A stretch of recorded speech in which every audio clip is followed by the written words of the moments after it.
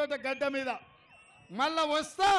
సిద్దిపేటకు కొత్త ఎమ్మెల్యేను గెలిపిస్తా నువ్వు రాసుకో 15 ఆగస్టు నాడు మీడియా మిత్రులారా రాసుకోండి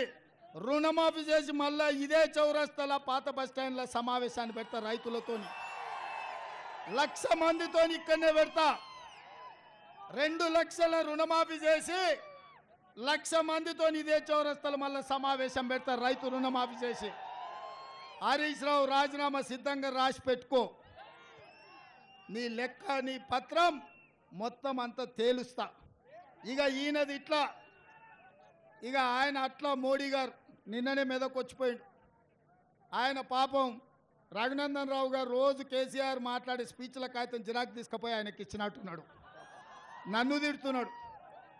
గ్యారంటీలు అమలు చేయలేదంటాడు అయ్యా వచ్చిన 100 రోజుల్లో 5 గ్యారంటీలు అమలు చేసి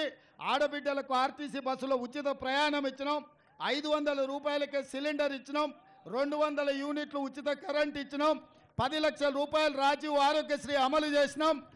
4,50,000 ఇందిరమ్మ ఇండ్లు 22,500 కోట్లతోని అమలు చేసినాం 3 నెలల్లో 30,000 ప్రభుత్వ ఉద్యోగాలు ఇచ్చినాం బీసీల జనాభా లెక్క కట్టడానికి నిధులు ఇచ్చినాం ఈ రాష్ట్రంలో కేసీఆర్ కుటుంబం పుణ్యమా అని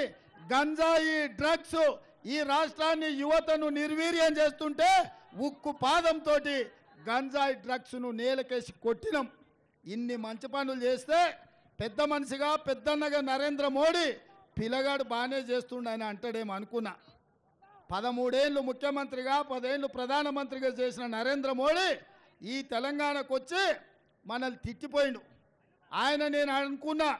బయ్యారం ఉక్కు కర్మాగారం ఇస్తాడేమని ఇయ్యలే రైల్వే కోచ్ ఫ్యాక్టరీ ఇస్తాడు అనుకున్నా ఇయ్యలే For more videos like this, subscribe Big TV channel.